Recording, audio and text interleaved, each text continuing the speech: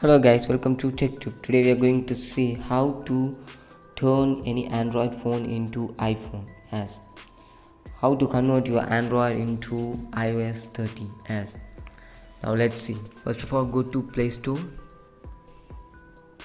Here you want to search iOS launcher and you can see now this was the best launcher.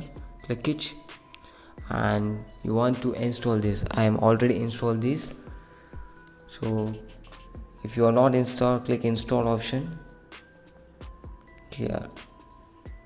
After installing this, go back and go to setting option. Here you can see, slightly scroll down and you can see home screen is there. Click it. Here you can see the default launcher is there. Click it and here once click iOS launcher as. After that, go back and you want to reboot the device. Click reboot option.